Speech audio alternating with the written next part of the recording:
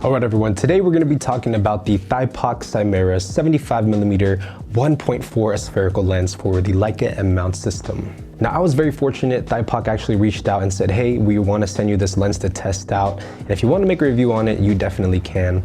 And full transparency, they are not paying me for this review, but rather I wanted to just talk about this lens and share my own experience with it, because I do think this is something that could be very, very interesting to the M-mount shooter who has never really dived into a medium telephoto lens.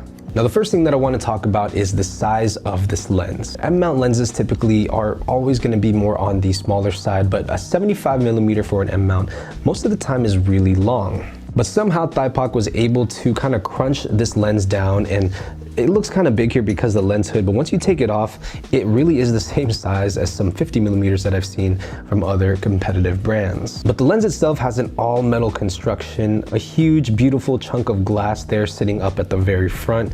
This is gonna have a 58mm filter thread size with 14 aperture blades and 9 elements in 8 groups, as well as a minimum focus distance of about 2 feet. Now included in the box, you get a rear cap, the lens itself, as well as a lens hood and a lens cap.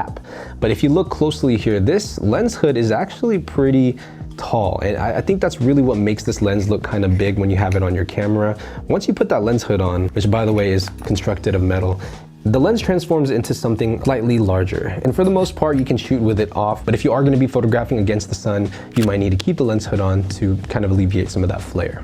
Now in my opinion, this is a great lens for the photographer who may just want to get into the medium telephoto range. Now I never really considered myself a telephoto shooter, let alone a 75mm M-mount photographer. But after playing with it and being able to photograph with it, you start to get used to that focal length. And it's such a game changer coming from wider focal lengths like a 28 or a 35. Having that ability to punch in with a really, really wide open aperture like 1.4 absolutely changes the game for what you can do with your M-mount. I shot mostly street photography with this lens because that's just naturally what I like to do more of. And so a lot of the sample photographs that you are going to see are made out in the streets of San Francisco. But with that said, while out shooting, I noticed there were a couple of different things about the lens itself that is very unique, some that I love and some that I don't really like. The first one here is going to be the aperture ring. Now the aperture ring between 1.4 and 5.6 is going to have a third stop increment, but once you go to 5.6, it's just going to end up being full stops in between. So 5.6 to f8, f8 to f11, f11, f16. But the thing is, I'm one of those photographers who never really takes their eye out of the camera, especially when adjusting aperture.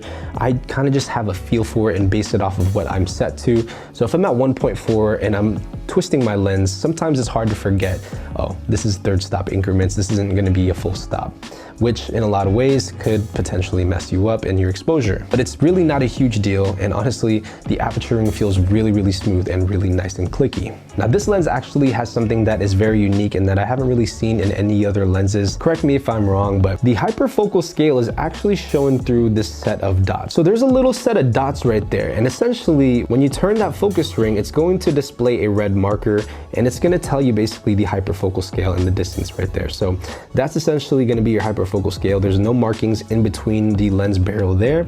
You're just going to have this beautiful kind of design dot layout, and it's going to show red for wherever you are set to. Once again, beautifully designed and very thoughtful, but at the same time, if you are shooting in, a darker scenario or a darker scene, that red dot is kind of hard to see. Now the focus ring is something that I want to talk about because it's the only thing that I really feel like bothers me about this lens. There's no focus tab on it. Instead, you have these little ribs in between, typical what you would see in like an SLR lens, but this focus throw is pretty dang long. And I don't really mind that. I think that's pretty standard for a lens that is of this focal length, but it's not the smoothest focus ring. And in fact, you kind of hear a little bit of crunching, or I don't know how to describe it. Let me just let you guys hear what it sounds like here. So check this out.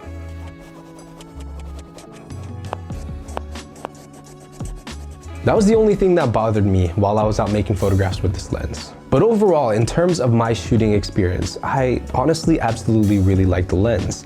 It's a 75mm lens, and you get it for a really good price, under $1,000. And I can see this being a very popular lens for M-mount shooters who are looking to get their first medium telephoto range lens. The images are actually really, really beautiful.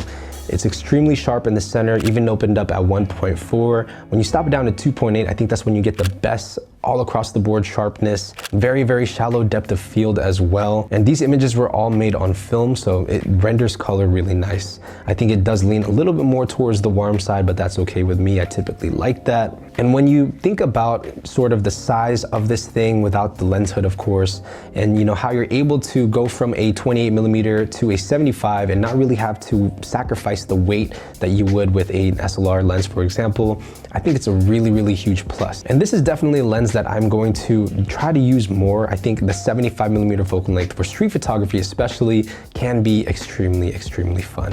But that is going to wrap up my quick review of the Simera 75mm 1.4 for the Leica M-mount system. I hope you guys enjoyed this video, and if you have any questions, comments, or concerns about this lens, I'll be more than happy to help you out with that in the comment section down below. But that's gonna wrap it up. I'll see you guys in the next one.